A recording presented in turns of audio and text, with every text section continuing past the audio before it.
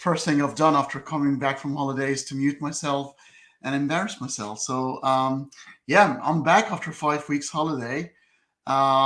First stream in English. I've done a couple in Arabic already, but today I'm very, very happy to resume services alongside the magnificent Jonathan MS Pearce. Hey, Jonathan. Thank you for having me back, and welcome back to your hometown. And I hope you enjoyed Europe, which is a pretty interesting and varied place. Although apparently we're no longer that much a part of it, but you know, that's the sore point. It's a good holiday, and it's great to sort of have a break. This sort of streaming and heavy analyzing business has its toll on our brains. I think every now and then, just enjoy the little niceties in life is quite important. Absolutely. So we did 3 episodes together before, didn't we? So now you said this is the last one. I'm slightly wary that we only got halfway through the book. So if this is the last one, I'm going to have to speak really quickly. So it might not be the last one, but you know, hey ho. Yeah, I think we're going to have to go for another part, but that's all right because I think this is a very important book, and the book is in the description, guys. The link is in the Amazon link. Here is the book. I think it's quite recommended for a good read. It's straightforward. What I like about this book, it doesn't dwell on things. It doesn't sort of beat around the bush. It grabs all the great arguments almost made for God and actually reverses it in a smart way to show that actually these are not really for God; they're really against the existence of God. And I think last time we spoke about morality, I think. Well, we started on morality. We talked about divine command theory and how many problems there were with that. Today, we're going to move through a few more moral discussions, but we'll start with free will and this idea that in my opinion, libertarian free will doesn't exist. It's an incoherent concept, and the ramifications of that are many, but particularly that a judgmental God can't exist. So judgmental God is a God that says, right, you've done this, you are such a horrible, evil person, I'm going to send you to hell forever. And we'll come on to that problem later as far as infinite hell. But, you know, you are such a bad person that you deserve to go to hell, or you're such a good person that you deserve to go to heaven. And in order for a God to do that, there has to be some praiseworthiness and blameworthiness involved in humanity and our behaviors, such that we get a just desert. We deserve to go to those places. And if we don't have free will, if we are just doing what we do in the situation we are in, because we are the people we are in those given scenarios, then it's unfair to punish us or reward us for that. I mean, we have very little control over those variables, or no control at all, arguably. So that's where we're at with the free will argument. Before I just give a little bit more explanation, what are your thoughts? This is one area that it took me a while to sort of get my mind around, because there are so many different schools, and even the problem was posed even sometimes outside of religion. Because it's quite deep and rooted, because the implications of which will have practical implications, like punishment, the way we punish people, the way we perceive sinners, the way, it has, even I think if we discover there is no God, we still have to discuss this, because this is quite important. So I think I'm very interested. I'll be all ears. Yeah, so that's a really good point. What you'll find is these days, most philosophers are pretty much agreed on whether free will exists, that kind of free will exists or not, and we'll talk about the definition in a second. And it turns out that the philosophers who do believe in libertarian free will are those who also happen to be religious. So when you look at the Phil Papers survey results, so Phil Papers is this big survey that's given to, you know, a ton of philosophers, and they on a whole load of different questions. So in 2009 and 2022, I haven't looked at the 22 results really closely, but 2009 results are really quite clear. Is I think something only like 14% of philosophers believed in libertarian free will, but if you looked at the metadata, they were the same philosophers who also believed in God. In other words, libertarian free will, you need it for God, because, as I say, judgmental God needs to necessitates this idea of libertarian free will being coherent in order to be warranted in punishing or rewarding people for their actions. So going back to society, this has loads of ramifications in terms of crime and punishment and our policies of crime and punishment. And you look at places like Norway and their prison system, where they say, right, you've done this, but okay, our goal is that you don't do this again. So therefore, when you come to prison, we're going to rehabilitate you. We're going to spend all our efforts on rehabilitating you. And so the recidivism rates are 30% and lower, whereas, in America, they're 85%. And so it's a revolving door. So the idea is, like, if we start understanding, right, okay, it's not going to be about blaming you and being really retributive in our punishment, because we understand why you did these things, right? You did these things because you came from this socioeconomic background, you had this influence, you had that variable, and you had this going on, etc., etc., etc. We build up a picture of what causally determined your behavior, and we understand your behavior, and then we try and rectify that. Okay. And then you hopefully put in policies, nationally that will look at that. So it's a joined up thing. So you're absolutely right. The interesting, so to go back to what I was saying, most philosophers are beyond whether libertarian free will exists or not. It's like, okay, what do we then do with moral responsibility? What do we do with crime and punishment? How do we humanely deal with this idea that people aren't technically praiseworthy and blameworthy for their actions? So, yeah. Are you Hume posed the question. We're going to venture slightly outside of the religious realm, but we're going to come back. But are you convinced with Hume's ought from his scenario? So yeah, if getting an ought from an is quite difficult. You get certain people who, like Sam Harris wrote the book Moral Landscape, to try and say, okay, we can get an ought, like our moral, that we can get a sense of objective morality from, like, scientific facts, if you like. So these things can tell us how we should act. And he got into a bit of hot water with that philosophically. Some people saying, actually, you still need to, you're relying on an axiom, or you're doing this. It is difficult to get an ought from an is.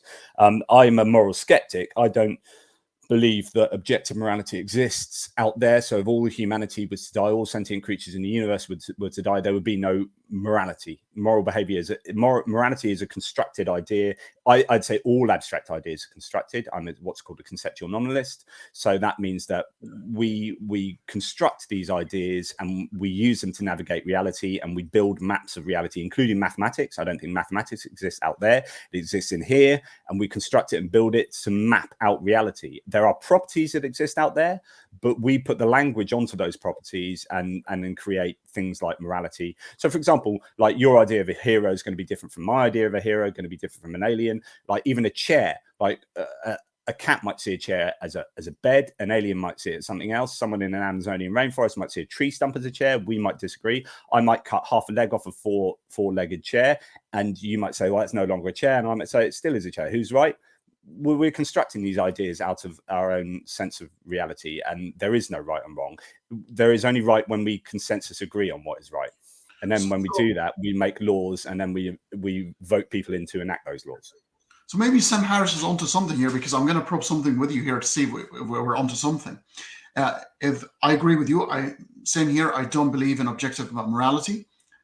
So if ought is a state of discovering a better condition to be, and that requires you to have conceived of a previous step in the ladder that you're on at the moment, and you get incoming knowledge. For example, animals, they were here to serve us. We will do whatever we need with them, and we'll eat them.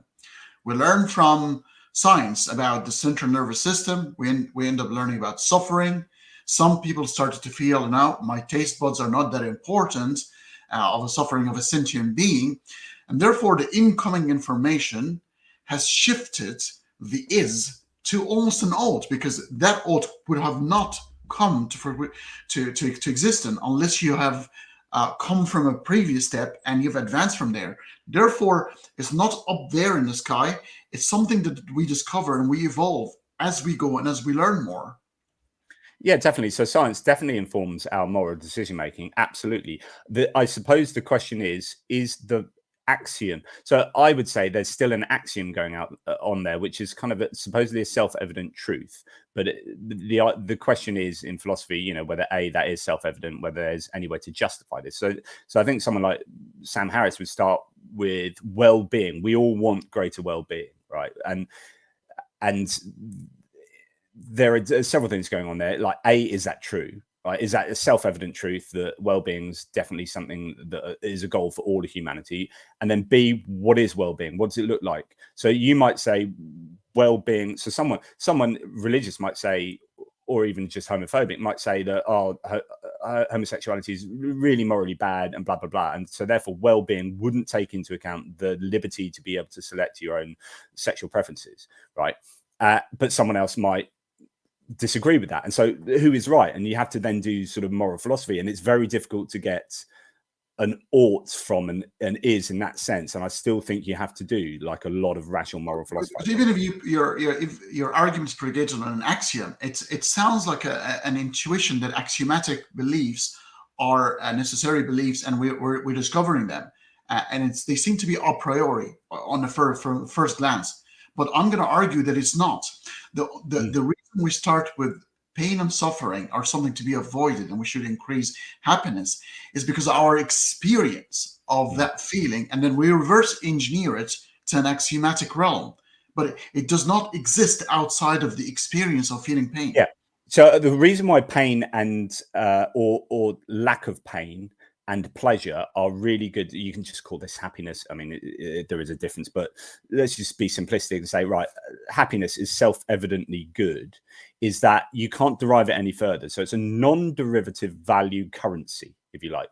So when you say, you know, why did you give $5 to that person? You say, well, I wanted them to go and buy a coffee. You say, why did you want them to go and buy a coffee? And eventually gets down to because I wanted them to be happy, or I wanted most people I possibly could with that $5 to be happy, right? And if I then say, well, why do you want them to be happy, or why do you want to be happy? The thing about that is it's non-derivative. Is because, well, it's good. Yeah, but why is it good? It's just good. Do you know what I mean? So and likewise, why do you want to avoid pain? Well, because it's bad. Like, of course I want to avoid pain. So that's why those are often used as axiomatic sort of currencies, and they are much easier to ground morality in those kind of ideas. But you can play with really interesting ideas and thought experiments. So like, well, what if, you know, murder was really pleasurable and stuff like, do you know what I mean? You can then start playing around with, you know, your intuitions versus what we understand about pain and pleasure. Yeah. But they're not a priori, they're a posteriori. The things that we reverse engineer to build axiom to sort of share, and we start from an even ground to say, well, these are the main values that we're going to be sharing to start a conversation. Because if you and I can't even agree to because I remember one of Sam Harris's argument is like, if you think pain is not ought to be avoided and pleasure is to be pursued, then I don't know what you're talking about, and I'm sure you don't know what you're talking about either. You know, you need to start somewhere. Yeah, and so there's something in philosophy called the Munchausen trilemma, which is how do you ground anything like a reason or a claim or epistemology? You can either justify it in a circle, A equals A because of B, B because of C, C because of A. So you're going in a circle. Infinite regress goes back, A because of B because of C because of D, blah, blah, blah, on ad infinitum. Or you ground it in an axiom. A because of B because of C because of D. Why D? Just because D, right? D's self-evidently good. So you got three versions, and most people generally seem to prefer axiomatically grounded things. You know, people don't like infinite regresses, although, you know, there's a good argument to suggest they aren't as bad as people think. Craig tries to say that that's a problem for the clam argument, but anyway, we won't go down that route. Circle is fine, but it doesn't really get you anywhere. You just go around in circles. So the axiom is intuitively pretty much preferable. I would say I would agree with you. There's a big discussion within philosophy about a priori versus a posteriori, and whether you can have knowledge that is a priori. Logic, for example, is a common one that's brought up. So these are big old arguments to have in philosophy. But I would say, yeah, I don't know where we got onto this from free will, but I would, this is, I would say that getting an ought from an is, yeah. So I would say that there is arguably a problem getting an ought from an is, because you have to start off with something, but then the problem for saying you can't get an ought from an is you have to ground whatever claim you're making, and that's usually in an axiom, which is kind of unjustifiable. There's no rational basis for an axiom because it's supposedly a self-evident truth. So yeah, there's a problem no matter which way you go. Yeah, fair enough. All right, we can now progress, I guess, to the free will. Do we have a choice? I mean, this conversation is happening right now. I mean, if you were interested in something else, would we be here today? Well, I mean, so the best way of explaining this, I always think, is the kind of rewinding argument. It doesn't matter whether you could do this, but just this is a thought experiment, which is you make a decision, right? And you carry on living for 10 minutes and you rewind back to the moment that you made the decision 10 minutes before. And it's the identical world, right? It's not like you've got two worlds. It's like the identical world. The person with libertarian free will says, well, actually, you could choose otherwise. So in a given situation, you really could choose A and not A. Right, which then says, well, then what justifies that? What grounds that choice to do not A? So imagine in the situation where you did A, and the whole universe is everything, your whole past, every wave function, everything is the way it is, right? And you make a decision, right? Then you rewind, everything is identical, but you make a different decision. Then what can that be based on? Because it can't be based on anything in the causal environment because you're making a different decision. So therefore, the problem for libertarian free will is it looks like uncaused causation or random. Right? The only way you can really justify choosing differently in the same situation is by random. And that is not free will because you don't have agency, you don't have control over that. And so we could then talk about all the evidence for the fact that free will doesn't exist, all the scientific evidence. Science basically is predicated upon this idea that there's a reason, there's a cause for everything, right? So psychology, all the sciences, actually, if you really want to be pretty, I'd say, accurate about it, you'd have to say science is predicated upon the notion that libertarian free will just can't exist, because everything has a cause for happening, and science is a process of attempting to find out what those causes are and to understand reality. So yeah, free will. I'll just really quickly. Sorry, I've done a lot of talking, but really quickly, here's an example of all the things that are going into how you make a decision. Okay, 1, being born. 1, your genetic inheritance. 2, your genetic inheritance. 3, your life in the womb shaping your genetic self. 4, the time and place of your birth. 5, your parents, relatives, race, gender, nurture, and experiences in infancy and childhood. 6, the mutations in your brain and body throughout your life and other purely random events. 7, your natural physical stature, look, smile, and voice, intelligence, sexual drive and proclivities, personality and wit, natural ability in sports, music, and dance, and all that stuff. 8, your religious training, economic circumstances, cultural influences, political and civil rights, and prevailing customs of your times. 9, the blizzard of experiences throughout your life, not chosen by you, but that happen to you. All your molecules, particles, all the molecules and particles, forces and wave functions, the entire environment, right? Put that all together, me talking to you. Right.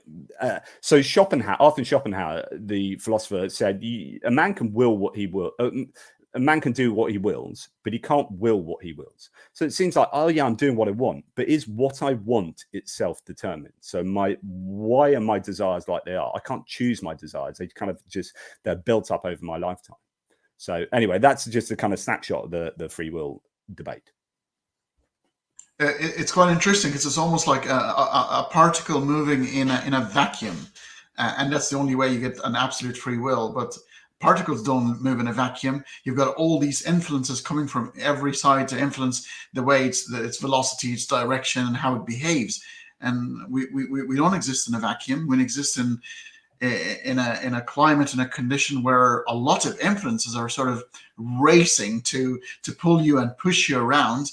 And do you think then the fear of losing control, like it is so scary to know that you're not in control. So the biggest challenge, I don't think it's an epistemological challenge to the lack of free will, but the biggest kind of psychological challenge is something called fatalism, which is like, oh my God, exactly that, like this kind of scenario that it doesn't matter what I kind of do or whatever, I'm just this domino in a set of dominoes, and then it's like, is there any point in getting up? But then your psychology should overcome that, which is, so I actually have moved much more towards like free will illusionism, which is we operate as if we have free will.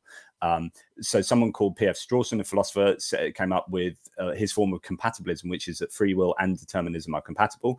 He doesn't believe in libertarian free will, the idea that you could do otherwise in a given situation, but in what you do is you morph the definition of free will to being, I can do what I want, even if what I want is self-determined. But he said he adhered to compatibilism because of what he called reactive attitudes. So these are the notion of praiseworthiness and blameworthiness. So those things are so inbuilt into our psyches that we can't shed them off, right? So if Ian Thorpe wins an Olympic gold in swimming, we don't go, well, he was born with big feet and his parents took him to the swimming pool and blah, blah, blah. You go, awesome, yeah, Australia, woo, woo, woo, and all that. And you praise him. And if someone murders someone, you don't go, well, he just did what he did because he's a person who's in that situation, blah, blah, blah. You go, you get, right? And we have those reactive attitudes that are so difficult to shed that he said we might as well just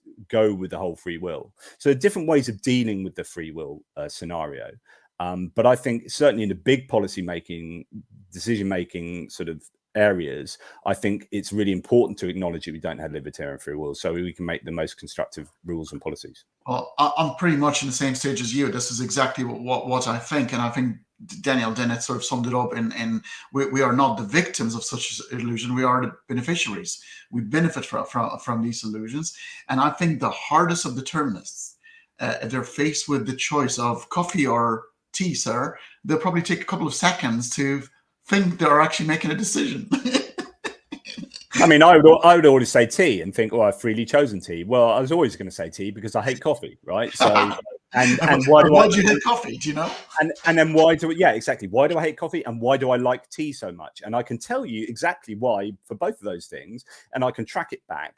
But I still, at this point now, I still get the sense that I'm freely choosing that, even though I'm not, because like that's the product of me over my lifetime. And so anyway, but broadly speaking, this is the first argument. I mean, goodness, we've what are we 23 minutes in, but what this does, if you bite the bullet and say, okay, libertarian free will doesn't exist, actually it plays merry havoc with religious belief, because unless you're a Calvinist, you are in trouble.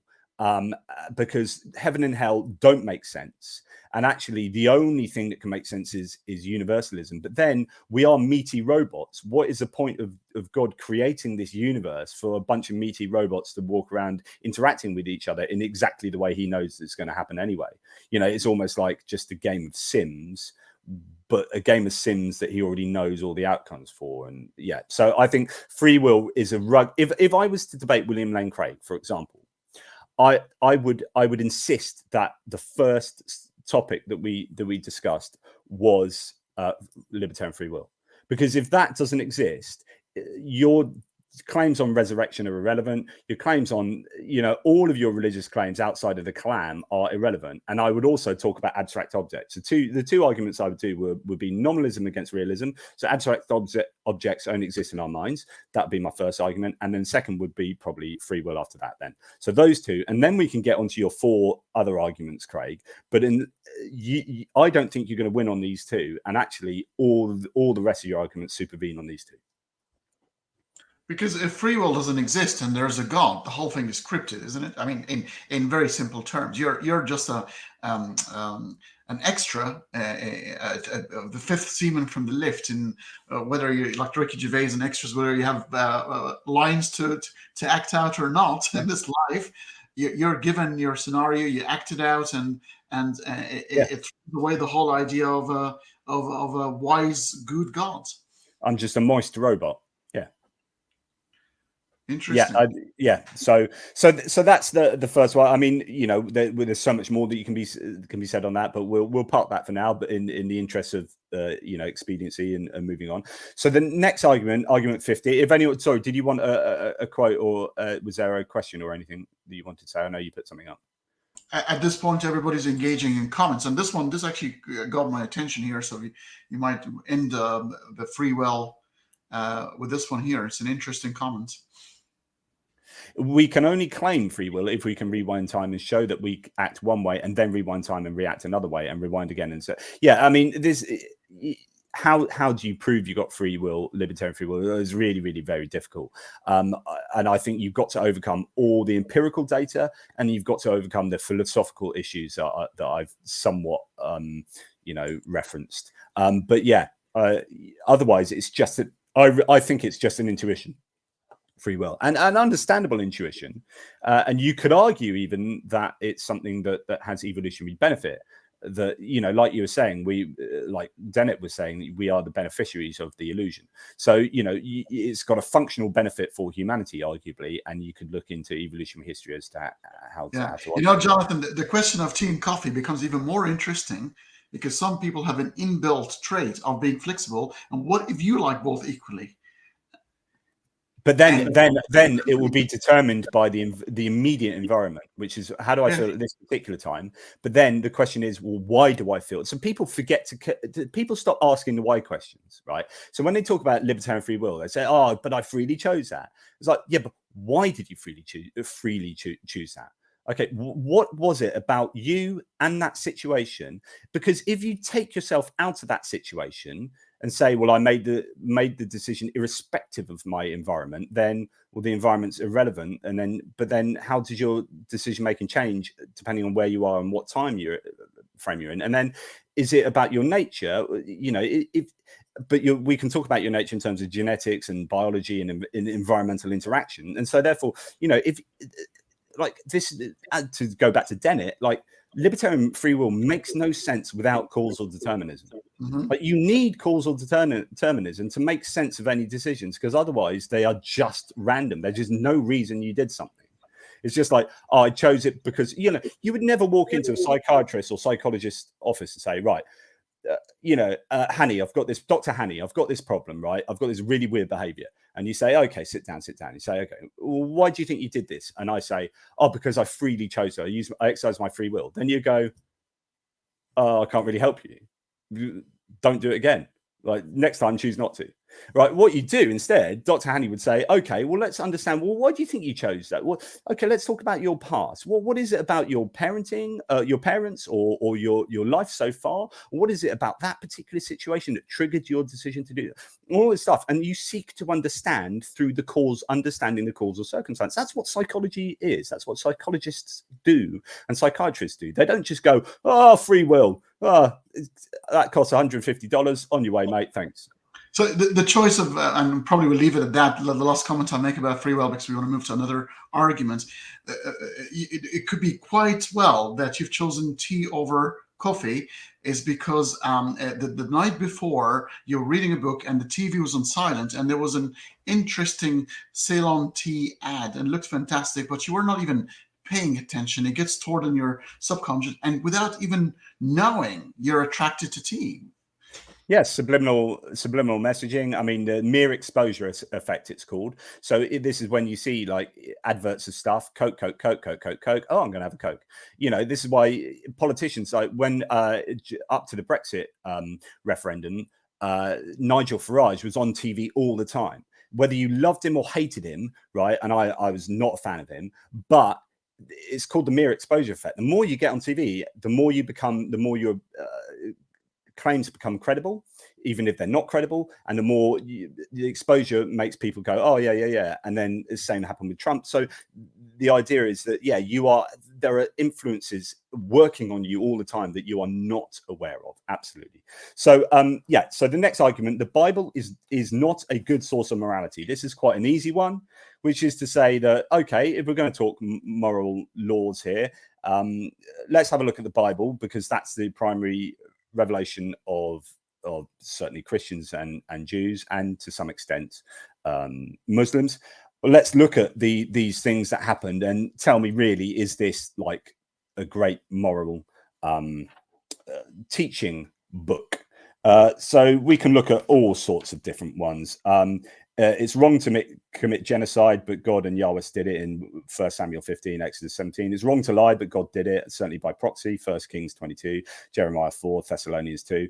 It's wrong to rape, but God sanctioned it, Judges 21, Numbers 31, Deuteronomy 20, 21, 22. It's wrong to own slaves, but God allowed for it, Leviticus 25, 21, so on and so forth. And slavery is an interesting one, because I think slavery...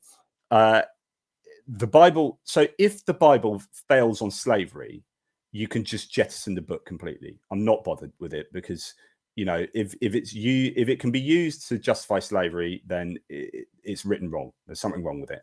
And I don't, if it's wrong on that, then I don't trust it on anything else. It's wrong on slavery, right? Therefore, I don't trust it on anything else, and I jettison the book. Like, it is the baby out with the bathwater, because I'm sorry, if you're going to, that book was used to justify slavery for 1,900 the last 2,000 years. Now, whether that was an incorrect interpretation, the fact that God created that revelation and didn't correct anyone for that amount of time means that that's a really poor revelation. Like, if you didn't mean for it to be misinterpreted, but it was by a hell of a lot of people, in fact, most people, then that's a bad revelation. So anyway, so it goes wrong from slavery onwards, but you've got Noah's flood. You know, God got his design wrong, thought everyone was a bit evil, and decided to murder everyone and all the animals, apart from 8 people and a bunch of animals. You know, it's like, what? It's a terrible story. What does that teach kids? Then, and you get around it because you give them cartoons and songs. They, oh yeah, Noah's Ark. Oh, I love it. Oh, 2 of each animal. And then you're like, no, he literally murdered billions of animals and millions of people. And particularly love the touch at the end, the post-it note to remind himself not to do it again. The rainbow. Just note to self, sticky note. It's just got this big divine sticky note and then a rainbow sticky note saying, yeah, forget to just reminder, don't murder all the humans again with a big flood, because, you know, yeah. But of course, I mean, that plays around with his idea of omniscience. Okay, so the whole story actually takes apart his omni-God characteristics, because it makes him look like he's a bad designer, and it makes him look like he never realized this in advance, and gets to the point where he goes, oh, look, humans are really annoying. I better start again. And he clears off his design table, like, which involves like genocide of humans and animals. He clears off the design table and starts again. You're like, hang on, surely you realize this from the beginning. Surely you knew you were going to get to this point. You've got omniscience, divine foreknowledge. You knew you were going to get to this point. Why did you not either design it differently, design it the second way the first time, or, you know, this is just poor design and poor foreknowledge. Just, it's, yeah, terrible. And what have the animals do to deserve such a punishment, except they have done nothing? And then what happens to the fish? Because if you're using drowning as the method of destroying everything, if you're a fish, you're being brilliant.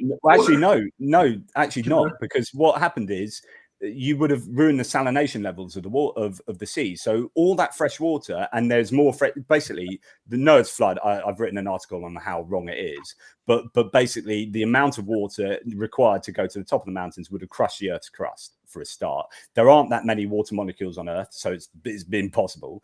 And all that fresh water would have ruined all the oceans.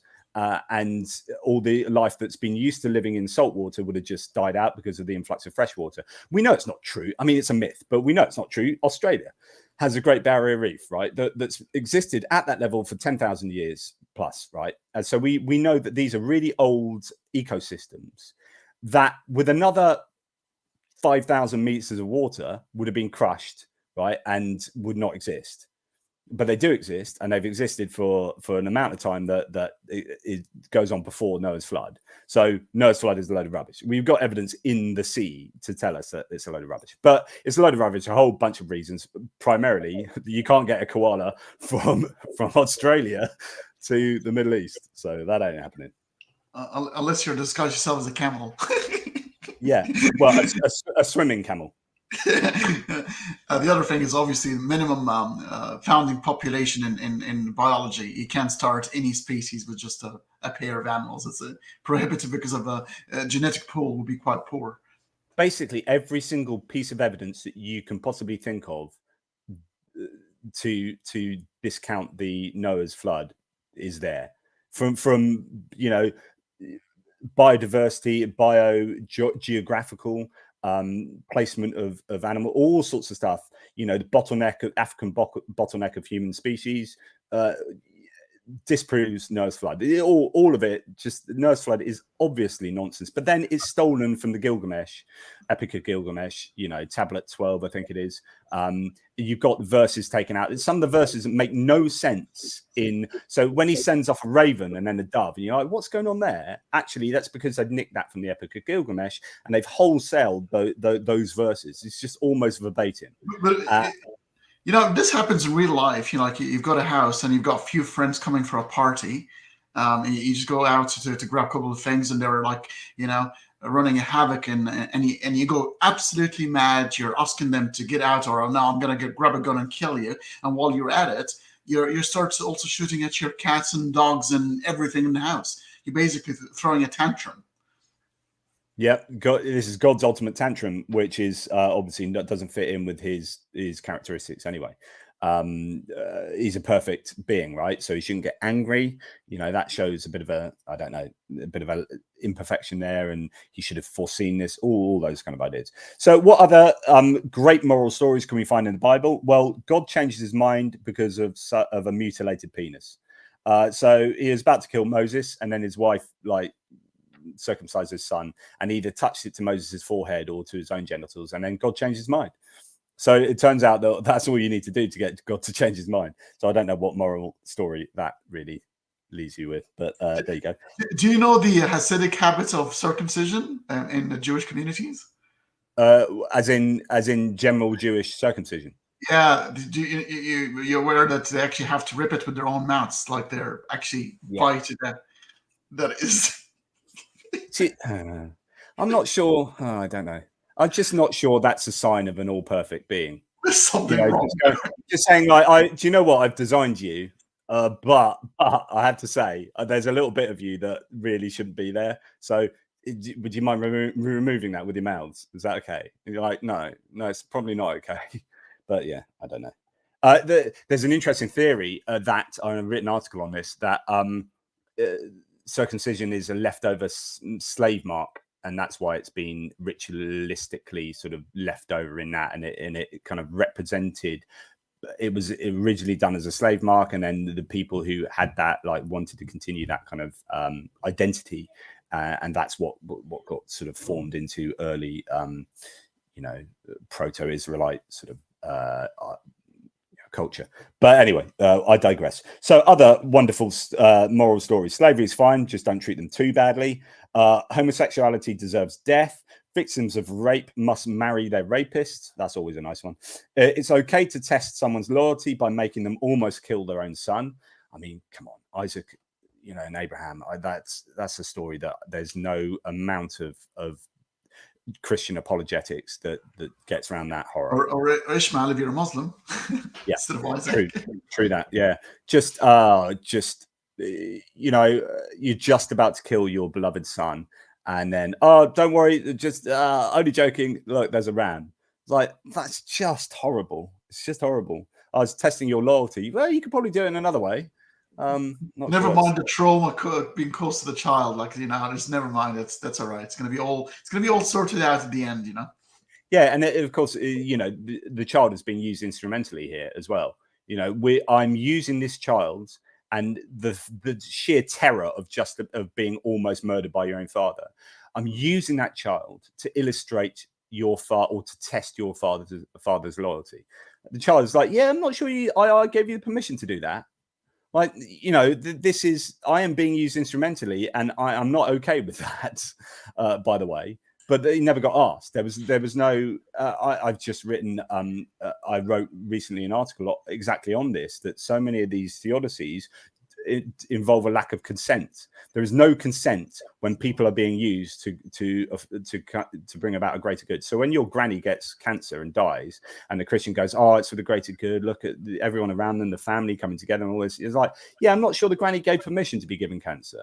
Like that's fine, but there's no consent going on here, and that's a problem. Anyway, I digress. And Jonathan, omniscience and testing. I mean, when you test something, that means you're usually not you're not sure about the outcome, and you're testing it for an outcome. How can you be omniscient in your testing? Really good point. And we talked about this in the last one in our epistemology episode, which exactly that. And here's a great example of that. It's like, I already know how loyal you are because I can see inside your mind.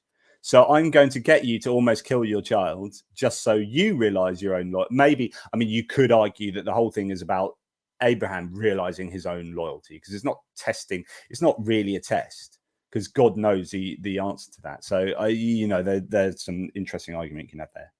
God also apparently loves killing children and animals by the nation load. And I say that because he killed all the firstborn in Egypt and a load of animals in Egypt.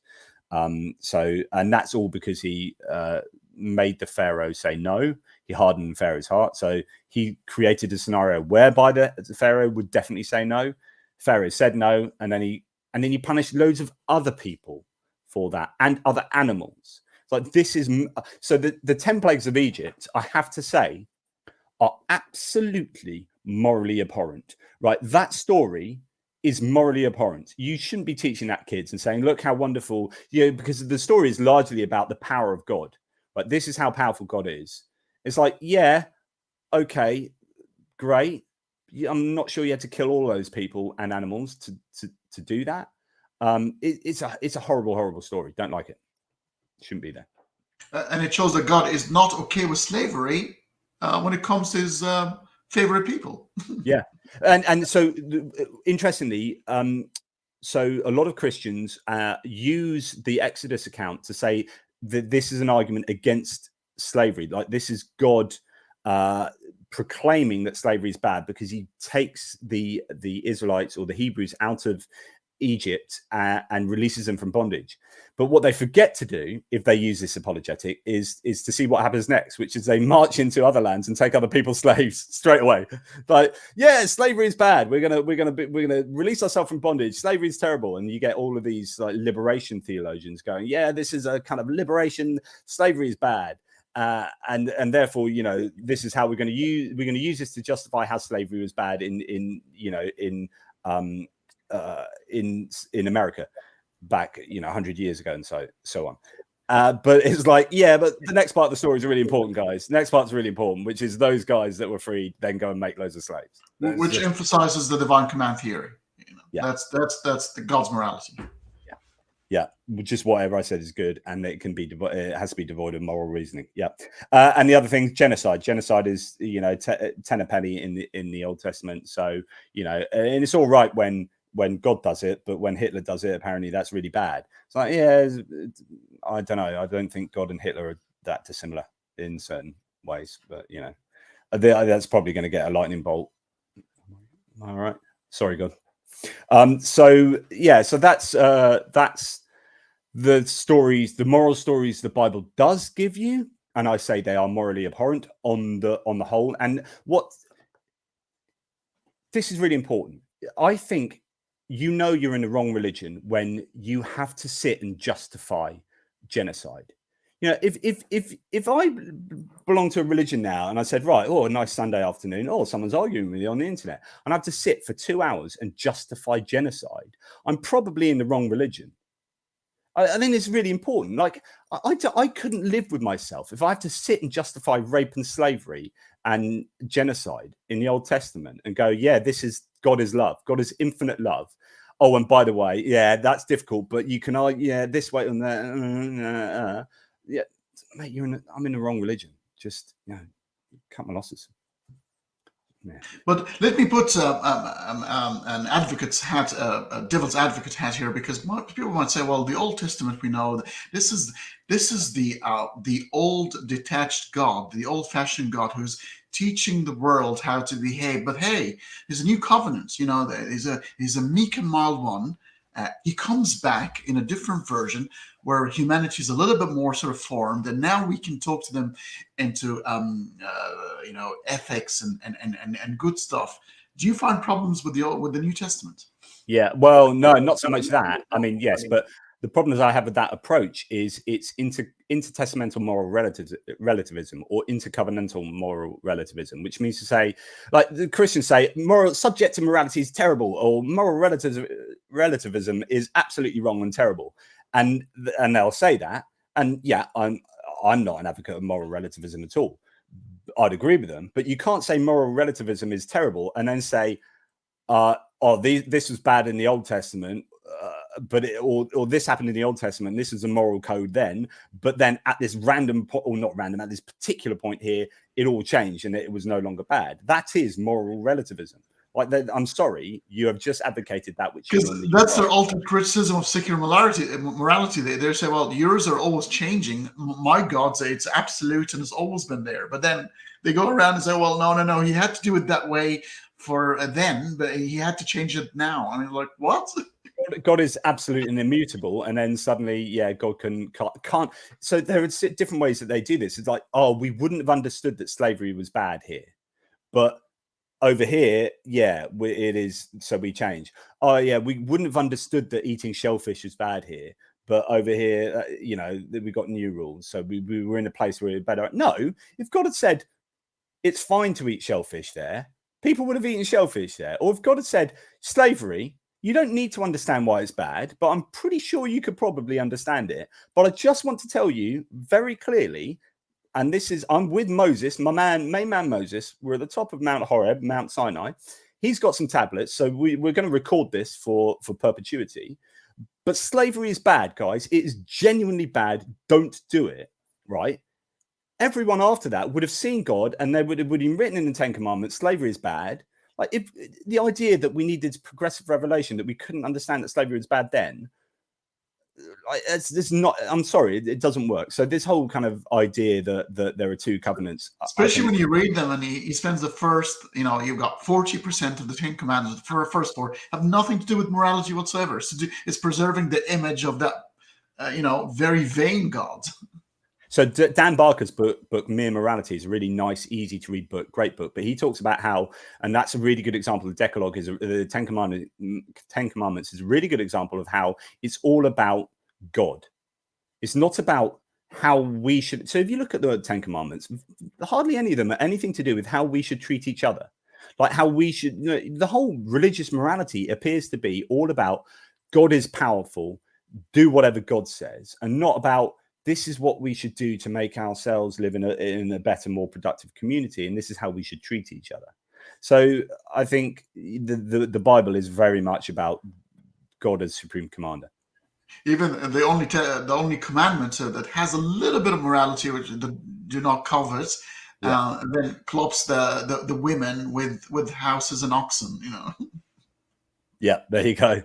Yeah, exactly. So real problem. So the next chapter, so the Bible, I say, is morally abhorrent, but it's also morally abhorrent in other ways, which is, so that chapter 16 is not what the Bible does say, but what the Bible forgets to say, right? And I think there's some really important things here. Now, I've mentioned the slavery one, and this is a big one.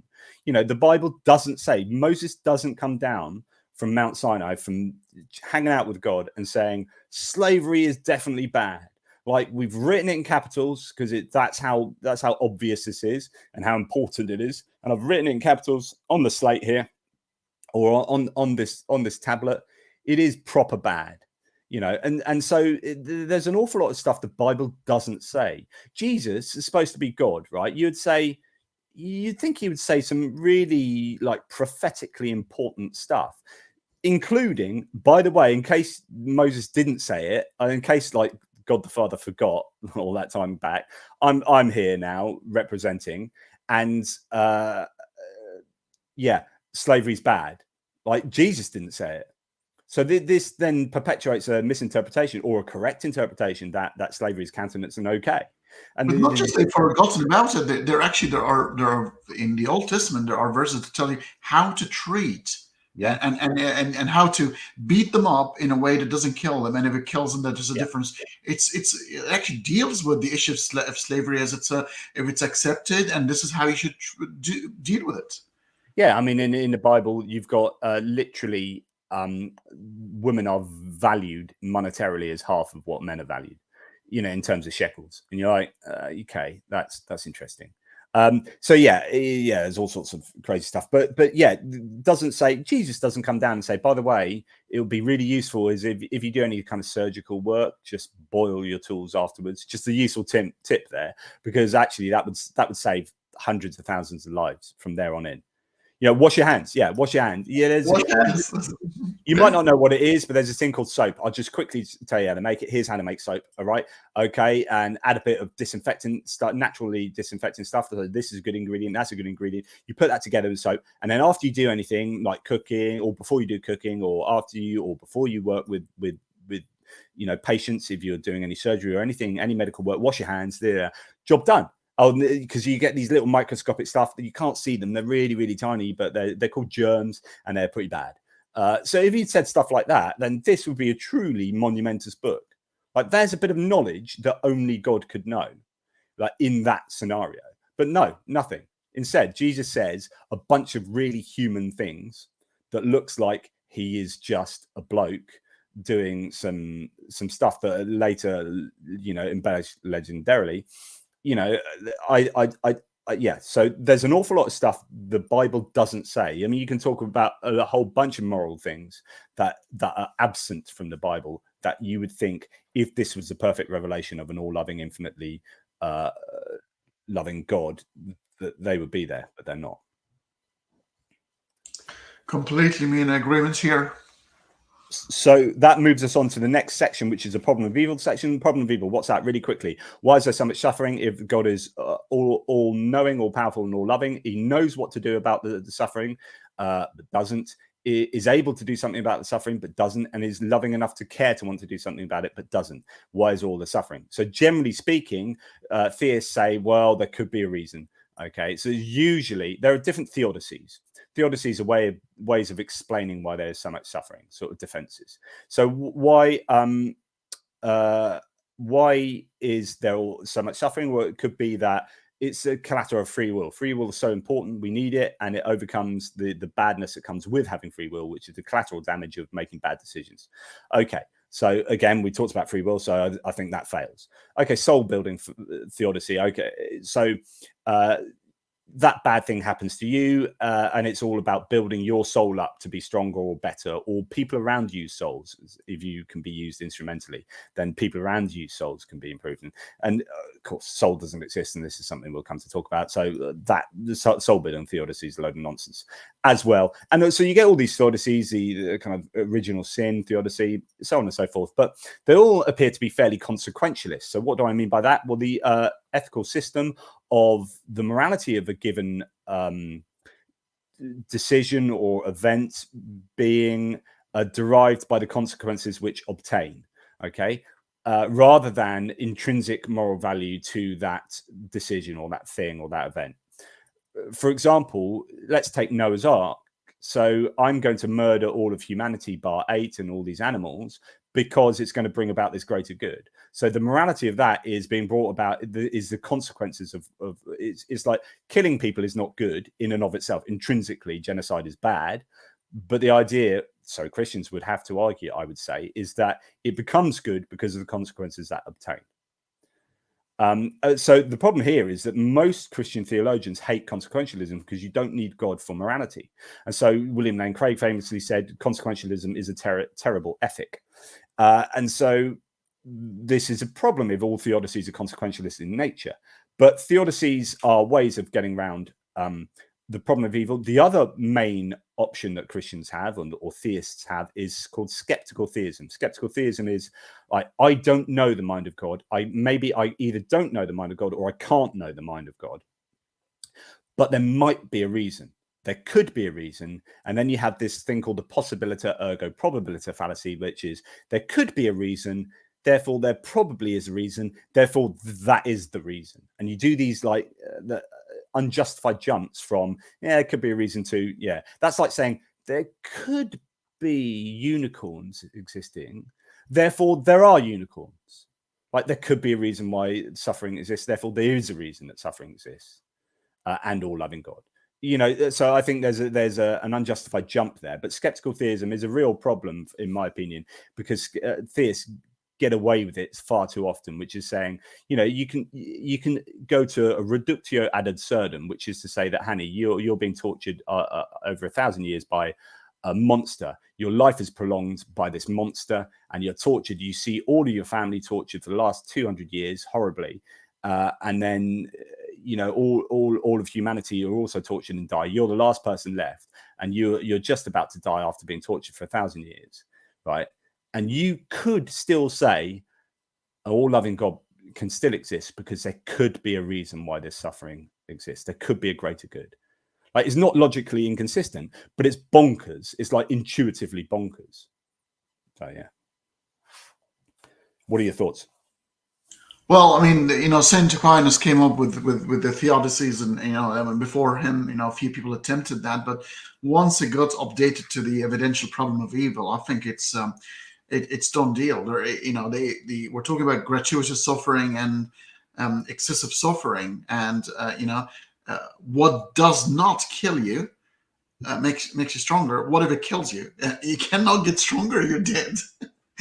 So there are a few, you know, a deer, or an animal before the existence of consciousness in human beings and Homo sapiens some 300,000 years ago. We know that species had central nervous system for as long as 300 million years. You know, with the hot-blooded animals, warm-blooded animals, and the kingdom Mammalia. And they have all these nervous connections, and they will suffer. And you get that unfortunate sentient being caught between two trees, dies a horrible, slow death for maybe over a period of time, and just to get maybe in the last minute of its life being eaten alive by other animals who have no choice but to eat the flesh of other animals, because that's how they sort of evolved. And if they don't, they'll die themselves. And you go, okay, why was this designed that way? And what lessons can we draw from that scene if we were there to witness the situation? Please check out one of our previous videos, because we talked about how predation is terrible and how God could have designed us to photosynthesize. So we could have photosynthesis, and we could derive all our energy from the sun, you know, in the same way that plants do. There's nothing to say God wouldn't be able to do that. He hasn't done that, but instead he's designed us to predate on each other. Problem of evil is terrible. And I think it's about looking at these things abductively, which is, you've got two hypotheses, naturalistic atheism or omni-God theism. And you say, what does the data better support? Which hypothesis is better supported by the data? All this pain and suffering, does it better support naturalistic atheism or omni-God theism? In order for it to support omni-God theism, you have to add on so many add-ons and bolts and contrived arguments, ad hoc arguments to get around the problem that there's all this evil and suffering. But you have to do none of that for naturalistic atheism. It's like, shit happens. We live in a universe that doesn't care whether we suffer or not. There you go. And I can explain why pain exists, and I can explain why suffering exists in these different contexts, and using evolution and using natural laws. It's all utterly explicable. It's not on omni-God theism. And you can flip that and say, okay, take these two hypotheses, naturalistic atheism and omni-God theism. What would you predict of the universe? So start with nothing in your head. Right, what would I predict given naturalistic atheism, and what would I predict this universe would look like if I started with omni-God theism, where God is infinite love?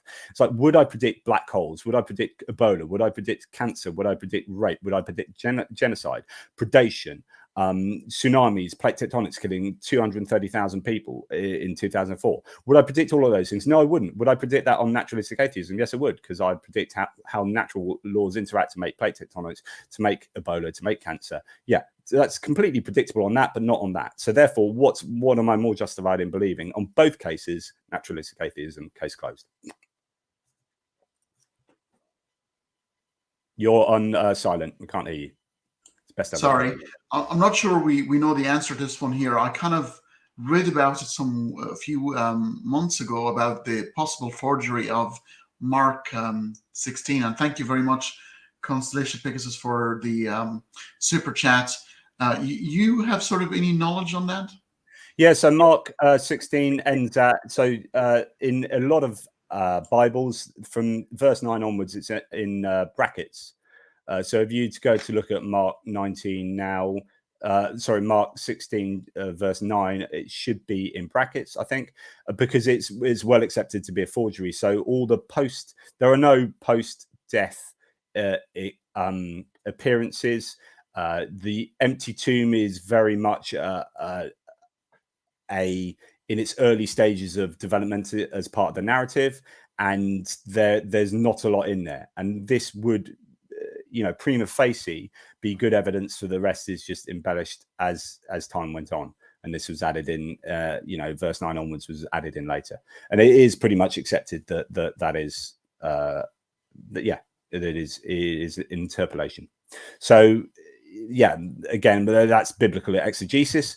But you can always check out my book, The Resurrection, A Critical Examination of the Easter Story. That is detailed in there to some degree.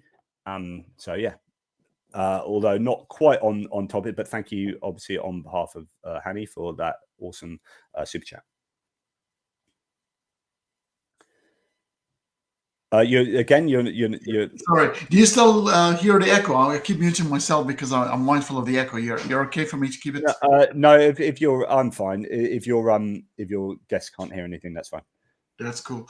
I intend to have Dan Barker in November to talk about. I think it needs a full-fledged chat about the problem of evil, and I'm gonna invite you if you were to honor the stage with us. So I think Dan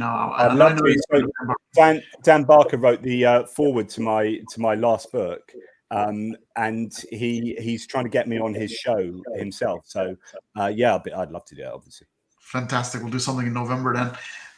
It does. I mean, it's quite neglected. The problem of evil. There's another problem. I'm not sure if it's going to come to that problem that some consider to be more superior, but it might be somewhere in your book. The problem from divine hiddenness. The argument from divine hiddenness. That's our next. No, it's the one after the next argument.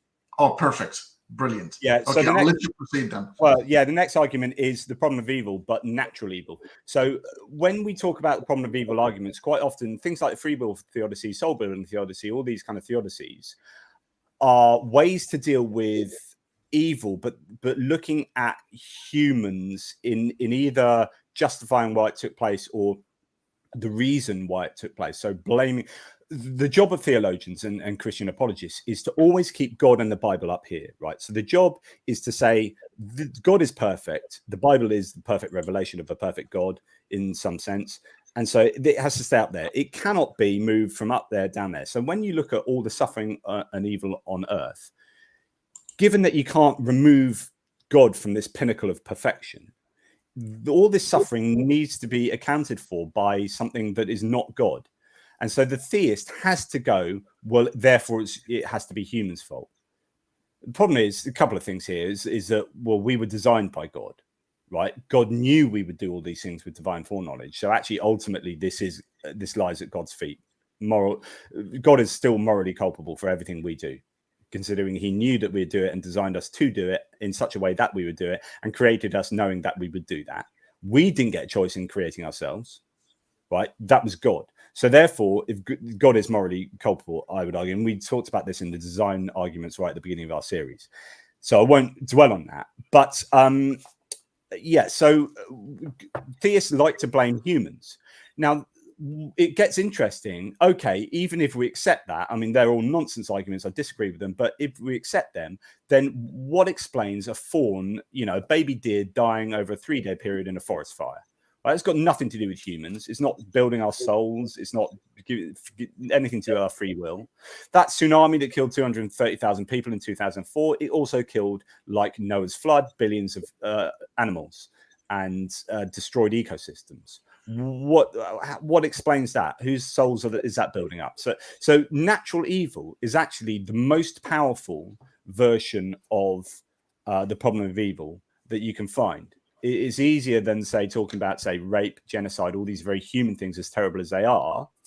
It's actually easier to go straight to tsunamis, cancer, Ebola, predation, all these things, and that's broadly the point here, is that they are really really difficult to justify as a Christian apologist.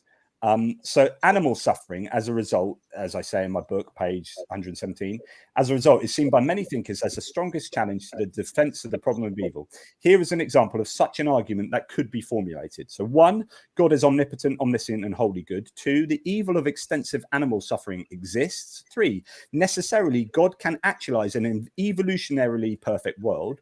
4, necessarily God can actualize an evolutionarily perfect world only if God does actualize an evolutionarily perfect world. 5, necessarily God actualized an evolutionarily perfect world. I'll explain this. So 5 follows from 3 and 4, but we have a contradiction, since 5 and 2 cannot both be true. So it appears that 1 is false. Anyway, let's explain that. The argument is to say that God could predict the mechanisms of evolution and design one in which animal suffering is minimized. This scenario can be called an evolutionarily perfect world. We could imagine a scenario where God could put in place an evolutionary system whereby, for example, just before a gazelle is given a killing bite by a lion, a gene is expressed that naturally tranquilizes the gazelle, or some such similar situation. But this appears not to be the case. Instead, we have extensive animal suffering, and this is hard baked into the evolutionary system and world. So this then becomes a design argument. The problem of evil in this natural context of predation becomes a design argument that the God has designed evolution to be really quite horrible, and he could have designed it in a way that it is an evolutionarily perfect world. But the world doesn't look to be an evolutionarily perfect world. It appears that there's a lot of scope for evolution to be much more benign than it has been. Right. Does that make sense? Well, it ought to be noted that this problem of evil has been with us from day one, but it was further magnified and emphasized by the one sovereign God who's supposed to be all loving.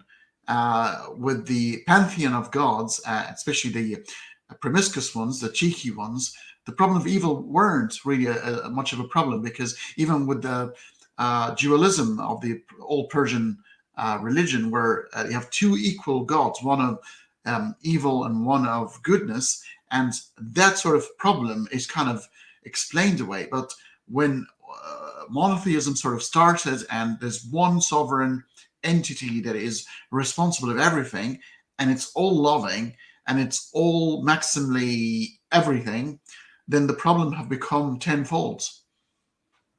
Yeah, and then you start getting these discussions about maximally perfect or optimal, and yeah, it's all very. The theist has to just say, well, this is somehow, as perfect as it could be, this universe, or it's optimal, and because otherwise, God is operating in a suboptimal fashion. If you can't, on the one hand, say God is infinite love, God is all loving, and then say that this universe could be better than it is. Otherwise, God surely is incumbent upon God to make it that way if he has the characteristic of being all loving. So yeah, I don't know. Being an omni-God theist is such a headache. You just, like, everywhere you look, because you have to explain everything. Like stubbing your toe in the morning needs explaining as much as genocide and a tsunami. Like, you stubbing your toe in the morning cannot be gratuitous pain and suffering. Can't be gratuitous. It can't be for no good reason. There has to be a good reason why you stub your toe. Otherwise, God is not omnibenevolent. So you explain that. Explain everything that we see.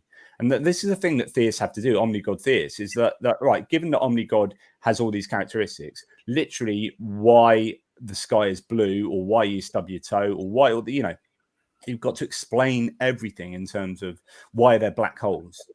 Oh, goodness. How do I explain that with the perfect designing God? Yeah, and that's why you get the flimsy justifications of relegating that omni to maximally, and then you end up with the Leibniz, the best of possible worlds interpretations and things like that.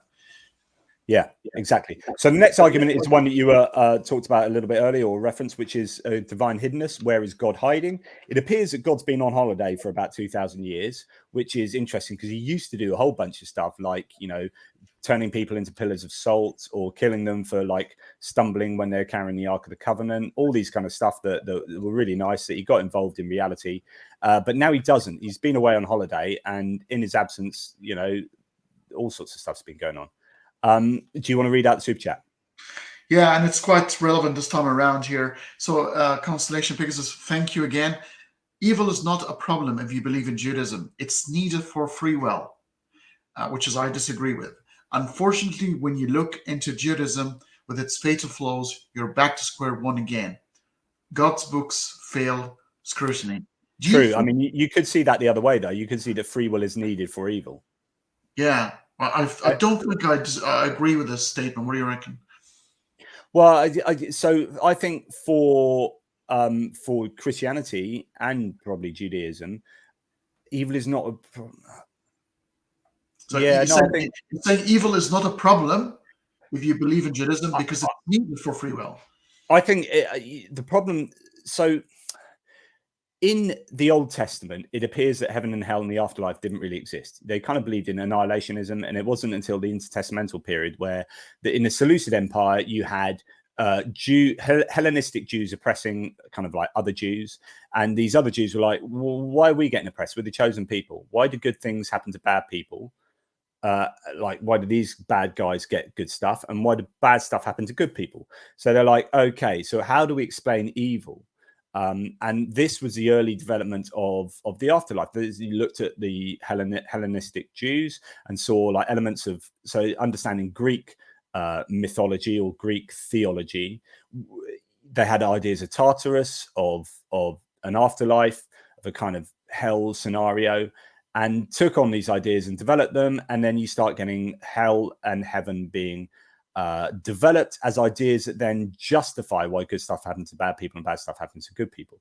Well, it's okay because they go to hell and they go to heaven, and all the books get balanced in the afterlife.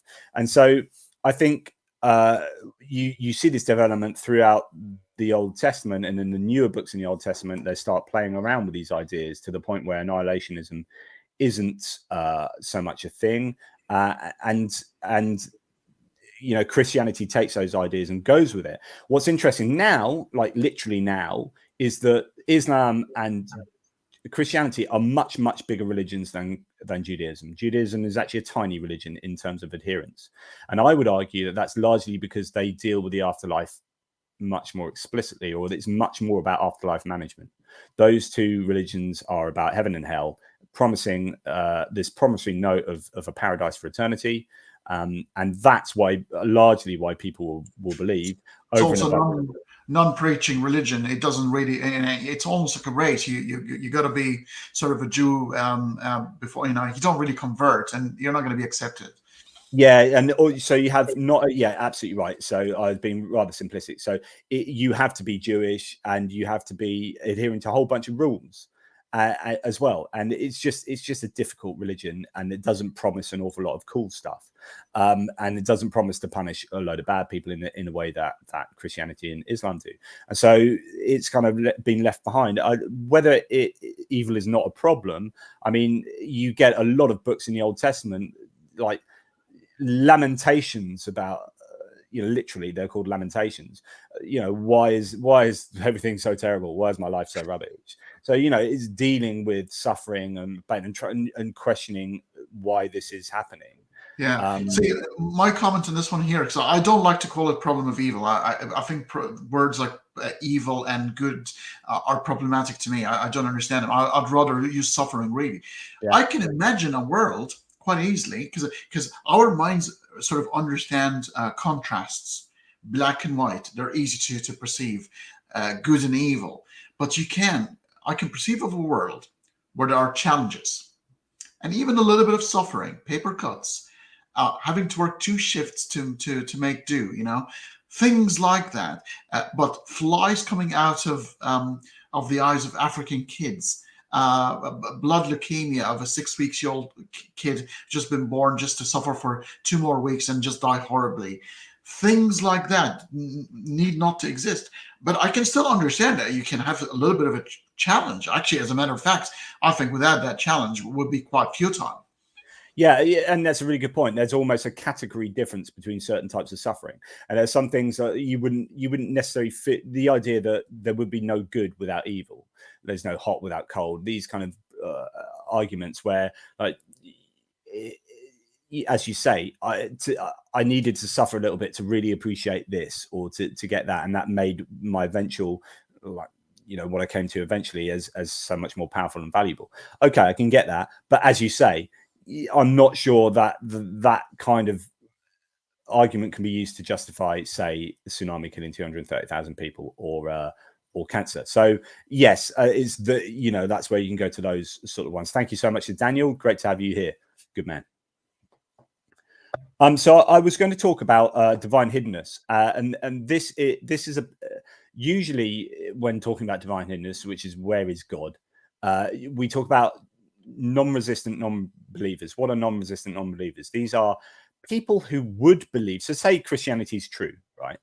And you have people who would believe happily in Christianity if they were given a chance. So then they're non-believers because they just happen to be born in a place where maybe in Riyadh or maybe in the Amazonian rainforest 5,000 years ago. But had they been born now in, I don't know, like Idaho, they would be a really good Christian, but they weren't born at that time. So they are non-believers, but they're also non-resistant.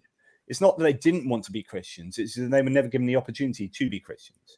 So the idea of non-resistant non-believers is a real problem for theists. People like William Lane Craig say, those people born in the Amazonian rainforest, their souls, God knew that they would freely reject God anyway, so he front-loaded all those souls into people born then, and so they would have rejected God anyway. And it's a really ad hoc argument. It also suggests that God is creating people so that they don't believe in him and get punished. It's just like absolutely. It's like there's a quota that needs to be fulfilled. There's a certain amount of people that need to be created. Like, what? Makes no sense. Yeah.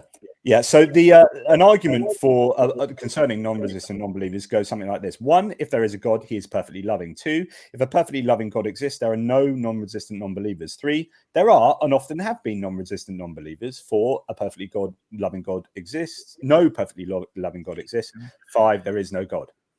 And you can also formulate that like this: 1, God has allowed himself to remain hidden from many people. 2, it would be bad for an omnipotent, omniscient God to remain hidden or to keep his reasons for being hidden from anyone.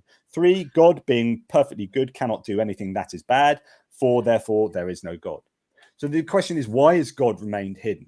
And there are all these scenarios where it's particularly bad, especially when you're talking about Christians who have suffered, where God has remained hidden to Christians. And you're like, well, that's even more bizarre. I'm just going to read you just a bit of preamble, if you don't mind. This is quite a heavy quotey argument, so sorry about that. This is page 121. A personal God seems to have arisen as an idea in conjunction with agriculture about 10 to 12,000 years ago. This means that for the first 190,000 years of God's existence, it really was absent. But even since the development of ideas of monotheism, a single God like the omni-God we are discussing, those who do believe frequently experience doubts, unrewarding prayers and rituals, spiritual dryness, or downright catastrophes taking place where God seems absent or non-responsive. That's really important. So the divine hiddenness arguments aren't just about God not being there, but about a thing called spiritual dryness, where you're just not feeling it. You want to feel it. There are certain Christians say, I really want to feel, I want the Holy Spirit to be, but I just don't feel it, and I want to. So this kind of spiritual dryness, unrewarding prayers and rituals, and so on and so forth. The idea here is that God is not only hidden to Amazonian tribespeople who have no hope of accessing whatever version of it might be true from contexts outside of the great rainforest, but that God is also absent to those involved with any given religious movement. In this way, God's absence is particularly felt when believers are suffering. Did you want to just say? No, just more of a tongue-in-cheek. He's having good time. All right, good. So I'll return to that in a second. So here is a quote that I'm going to read from a book by called Hidden Divinity and Religious Belief. And it's by it's about Gerard Manley Hopkins, who's a poet. So this is Ian Device Boyd. Accordingly, those who experience divine absence feel their flourishing destroyed and hopes dashed, because they have identified their flourishing with God's presence and hoped that God would alleviate their suffering, or at least accompany them in it. Their question is not how suffering is conceptually compatible with a God of love. Rather, it is more in line with the cries of the psalmist, "Why hast thou forsaken me?" Or "Why standest thou far off, O Lord? Why hidest thou thyself in times of trouble?" For those suffering in this way, no merely theoretical explanation will suffice. As Howard Snyder and Moser note, answers to this existential problem often, quote, often seem lame, if not contrived. It's kind of skeptical theism, leading to, in some cases, to, quote, further frustration and eventually to bitterness and despair. Conceptual answers in such a situation are sand to the thirsty and stone to those who hunger for bread. Which is to say, when you come up with these conceptual ideas for like, why are you're a Christian, you really want to believe, you're really up for it, but you're experiencing spiritual dryness, or you're experiencing always sounds dodgy, you're experiencing like suffering, and you're like, where is God at these times? And someone says, oh, there could be a reason, some kind of intellectual argument to try and allay your experiential woes. And you're like, well, that's not good enough. And that can then lead you to further bitterness and resentment of God. And it's counterproductive. And here you are, someone who wants to believe, who's happily, happily would be the most vehement Christian, and yet most vocal Christian, and yet, you have this divine hiddenness issue, coupled with, suffering and whatnot. And it's a real problem. In that book, that Stump book, there's another chapter by a chap called Nagasawa, who talks about the 17th century Japanese Christians who were persecuted for their Christianity. And he's like, where was God? There was no divine interference in the world at those moments in the way that God supposedly interfered for the merest of reasons in the Hebrew Bible. So when God turned, Lot's wife to a pillar of salt, and you're like, okay, so God can easily get involved here. He does loads of stuff in the Bible. So now you've got a whole group of Japanese Christians getting persecuted, and God's nowhere to be seen. And they die, and they're tortured and die in persecuted suffering, and God is nowhere to be seen. And these are believers. Where's the hiddenness? I mean, Constellation Pickers is being funny here, and there's one thing you were saying, and it's sort of a humorous note, but I just couldn't. It came to my mind, and I cannot erase it. To do with the spiritual dryness, and I can see a newly developed Christian product showing as a banner in a televangelist a broadcast to do with divine lubrication for that sort of thing. yes, I can definitely. It's yeah. Christ, KY Christ or something. I don't know. Yes. So Nagasawa says, I believe that the problem of divine absence constitutes one of the greatest challenges for theists, because it involves 1, horrendous evil as opposed to ordinary evil, 2, divine hiddenness from devout believers as opposed to divine hiddenness from ordinary believers or non-believers, and 3, the simultaneous intertwined occurrence of horrendous evil and divine hiddenness from devout believers. So it's like, this is this proper problem. And he goes on to say like a really important thing as well, in that these intellectual arguments do not do justice to experiential problems. So he says, I maintain, however, that theodicies do not eliminate the problem of divine absence altogether, because they fail to answer the experiential problem. So someone who's actually suffering, had their eye poked out in torture, like one of these Japanese Christian victims here, like he really experienced intense suffering.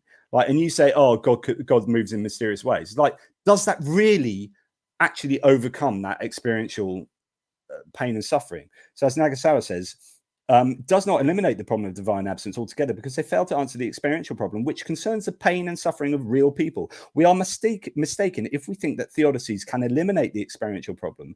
That would perhaps be as absurd as thinking that we could eliminate a toothache with an intellectual argument. So, and I think that's quite important. Not only is this actually one of the biggest arguments against, this is a really powerful argument against, omnigod theism, but also the answers that are often provided are really highfalutin intellectual arguments or get out of jail free cards that do very little to actually allay the raw experiential suffering of devout believers. I can think of two more arguments to emphasize your point. I think this is one of the strongest arguments. I think it's even stronger than the problem of suffering, because this one is quite dispassionate. There is no emotion involved here. It's a syllogism. It's logical. There are no emotions involved, or at least less emotions involved than the problem of suffering. But I can think about two things here. I think about the God is hiding, because if God sort of appears, everybody's going to be overwhelmed, and free will is going to be wiped out, and you're going to have to choose. But then I think about the religious narrative itself, where two occasions where God is in presence of Adam and Eve, and still they disobeyed him. Satan completely disobeyed God, and he's in front of God, and he sort of believes he exists. It didn't stop him from choosing otherwise.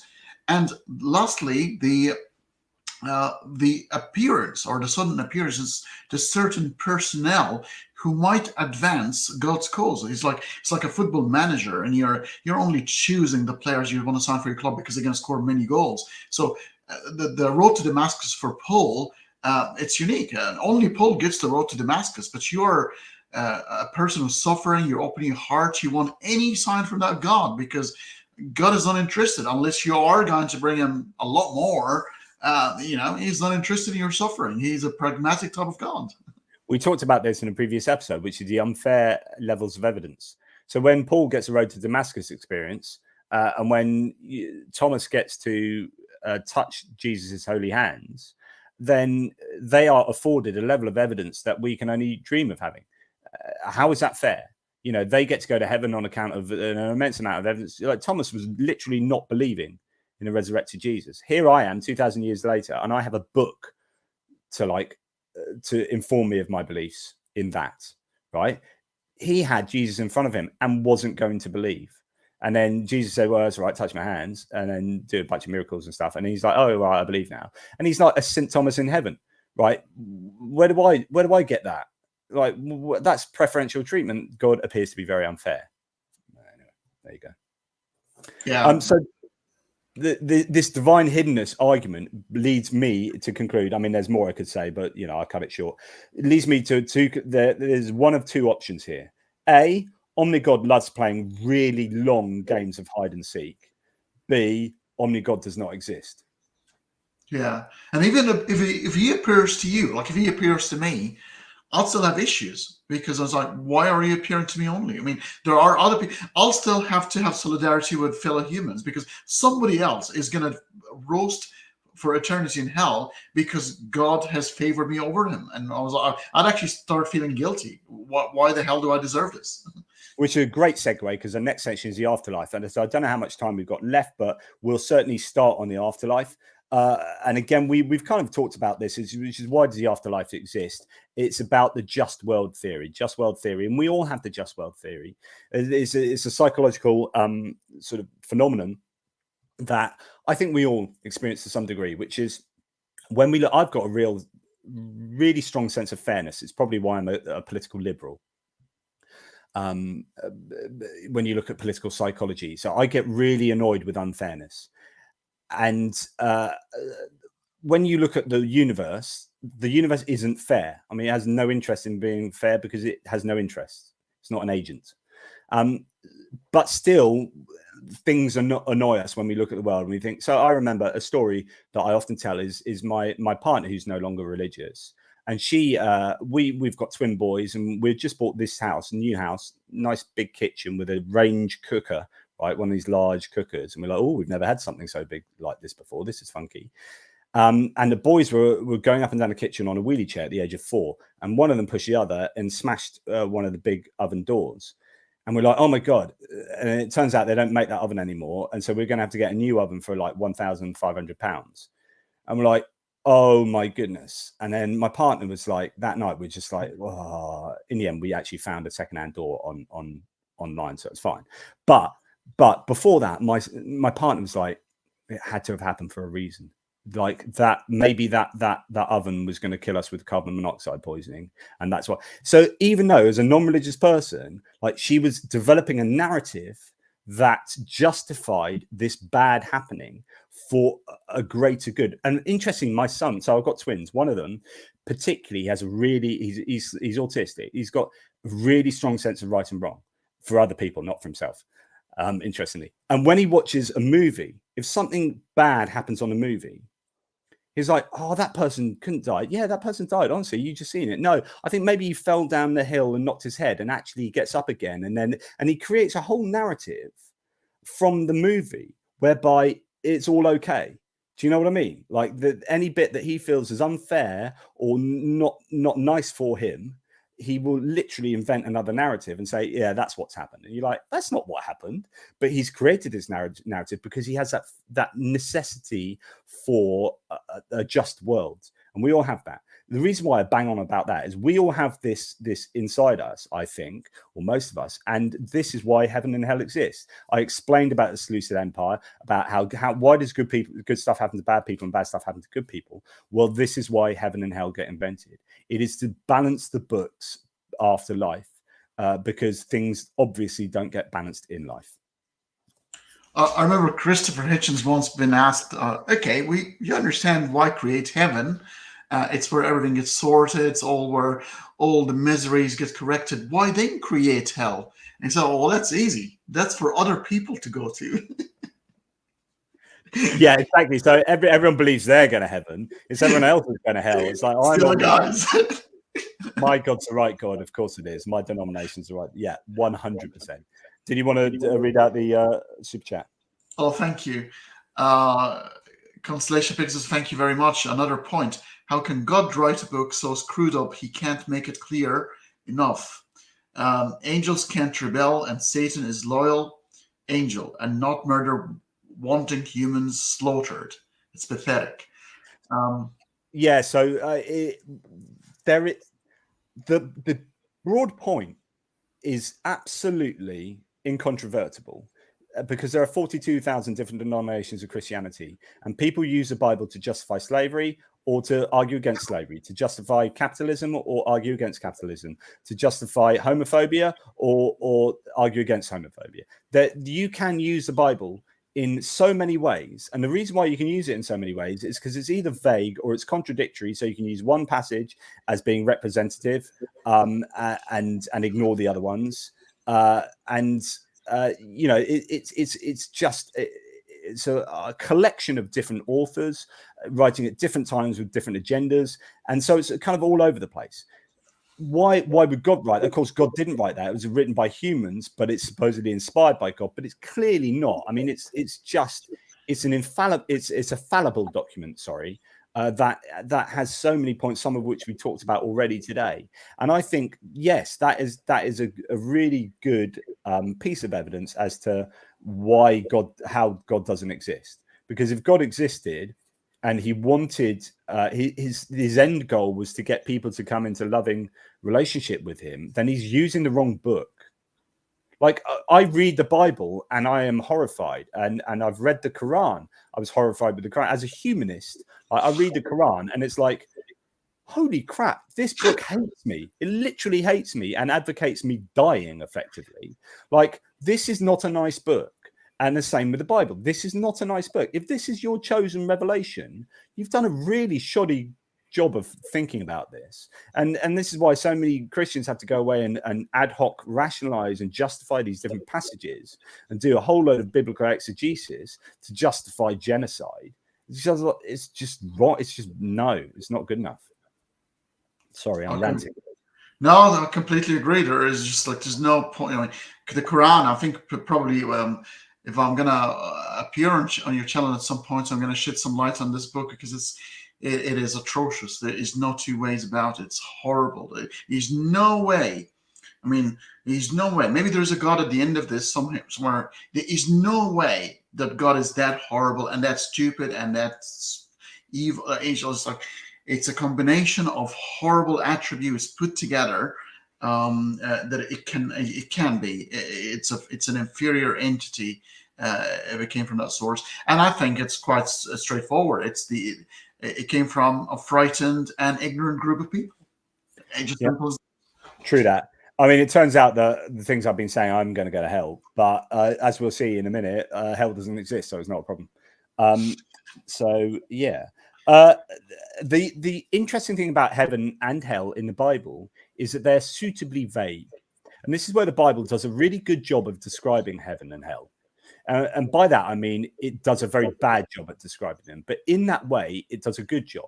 Because if it laid its opinions very clearly on the line, or not opinions, claims about what heaven and hell were, you can bet your bottom dollar that last 2,000 years of philosophizing would have unpicked those ideas as being really problematic. So if a 2,000-year-old thinker had said, "Oh, heaven's going to look like this. Heaven is this. God has revealed that heaven looks like this and that and this, and hell looks like this and that and this," then actually now we would have got to a point where those would have been debunked, and then with it the rest of the Bible. Because if these same people, so say like Matthew, Mark, Luke, and John, had made claims on heaven and hell, like if those heaven and hell claims were really problematic, then the rest of their gospels become problematic as well.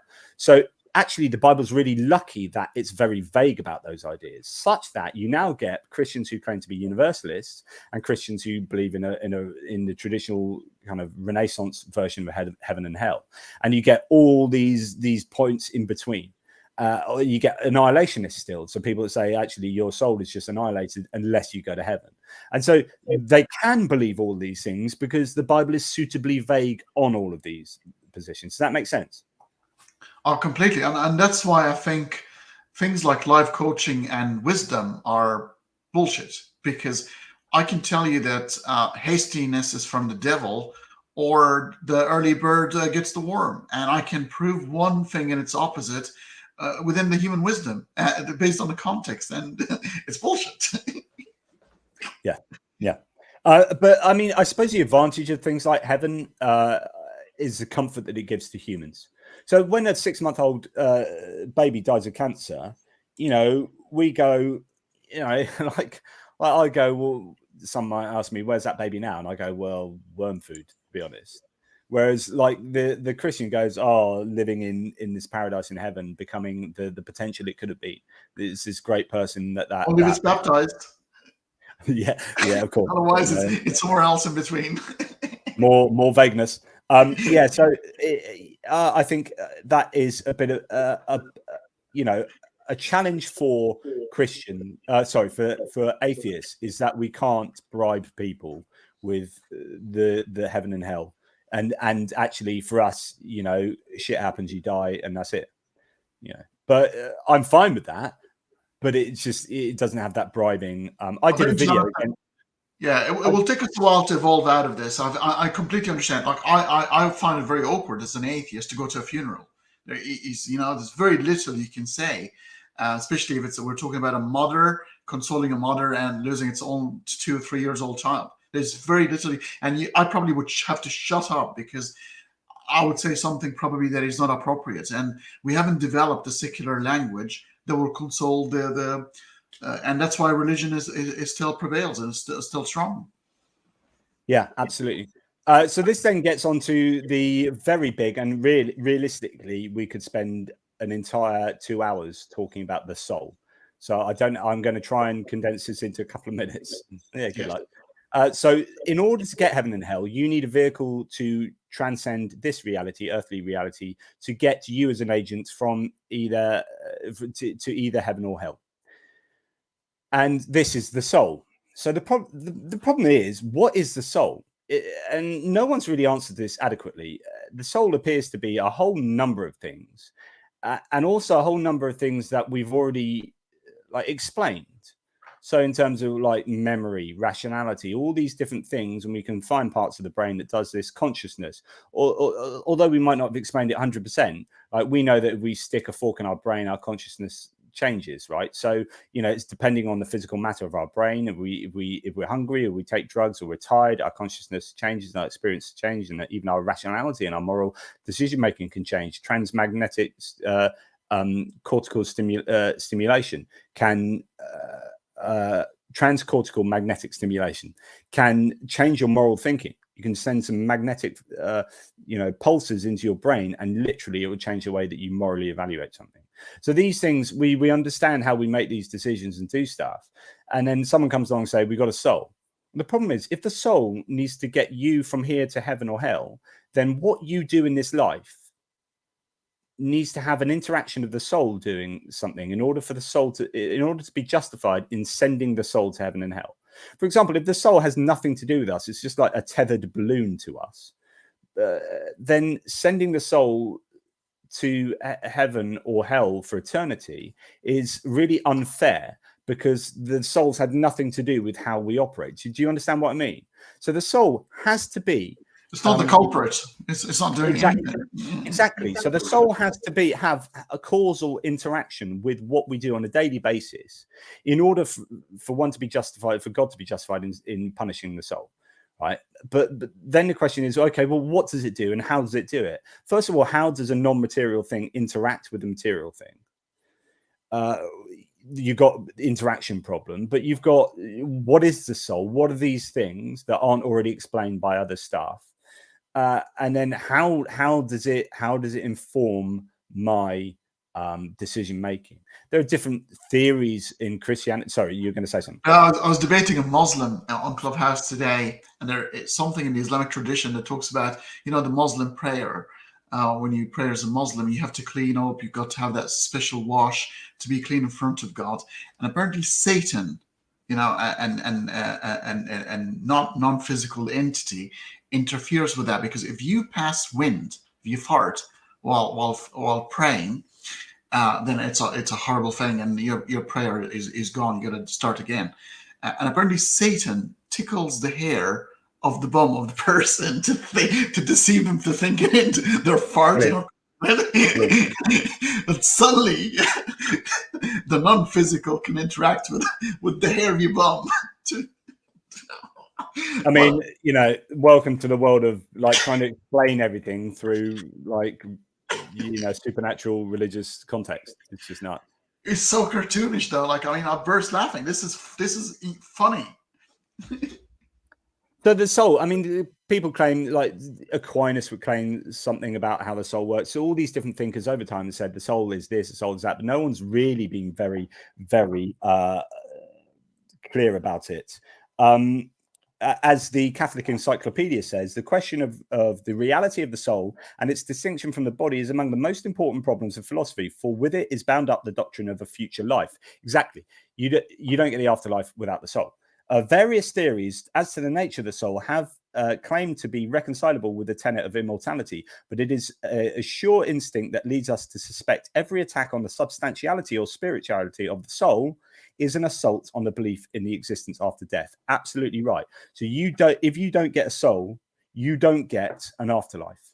And I don't think you can remotely explain how a soul exists and how it makes any sense. So I don't think you get an afterlife. If you claim the soul learns, then we explain that already in developmental psychology and in all that we've learned about pedagogy, about the theories of learning.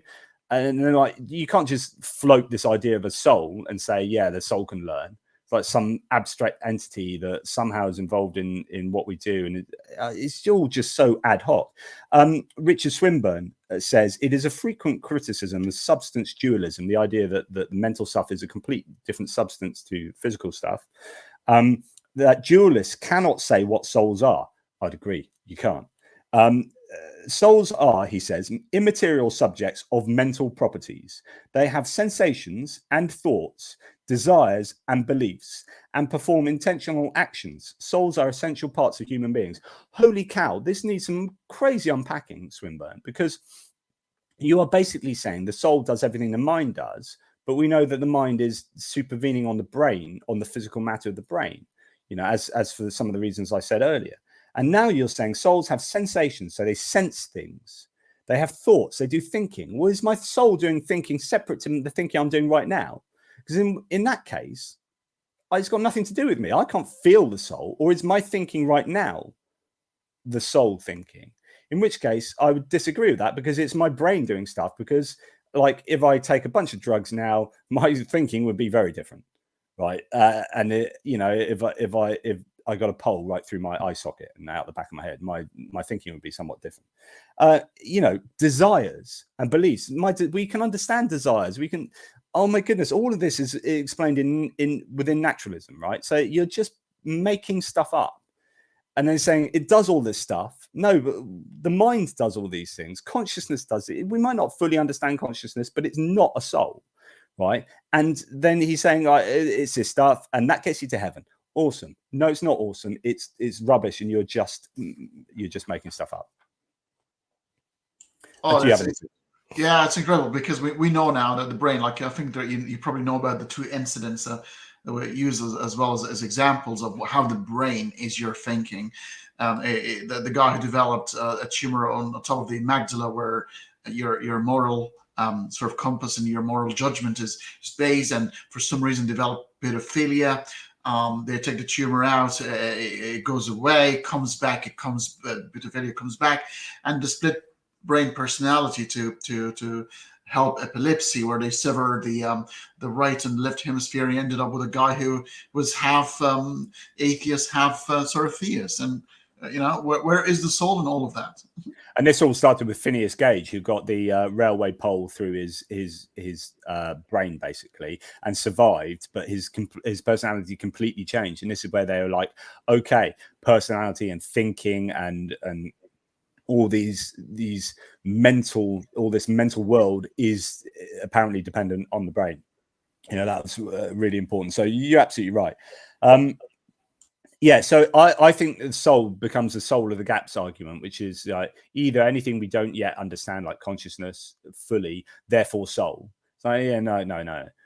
Or it just like plugs all these gaps for like how you get to heaven and hell and so on and so forth, but none of it. I mean, I'm really skating over an awful lot of thinking here because I'm having to go quite quickly. But the soul is quite a more meaty chapter in the book. But it's just so many problems. I'd refer you back. I've done a video on the soul myself, or I think I've done one as well with Myth Vision. So you can check that out, where we take the soul to pieces on more over a 2-hour period. But the soul is a problem. It's kind of, it dwells in the realm of unfalsifiability. So somewhere where you cannot really put your hand on. It's slippery, and it's hiding there. It's like, okay, well, I can't really tell you that it doesn't exist, but I will have to live my life as it doesn't, because there's no indication. And this is, I think, where religion is mostly hiding at the moment, in the realm of you know, you cannot falsify it, and therefore it exists. Tell me that there is no entity outside of space-time. I can't. Oh, therefore there is. Yeah, exactly. And a couple of other points just to finish up the soul part is, let's look at IVF. So IVF, which is in vitro fertilization, and we have this the reality of multiple fertilized eggs, which many people would say these have souls at conception. These are conceived, fertilized eggs are then frozen. What happens to the soul? Are they frozen in some kind of space bar, soul bar, where they just hang out like drinking pints until those are unfrozen, or until they're destroyed and they suddenly puff out of existence? What goes on there? Then you have further problems where you have monozygotic twins. So where you have a fertilized egg that splits after as long as, say, 15 days and then splits. So you've got one soul and then splits, and then what does the soul split? I mean, what's good? How does this all work?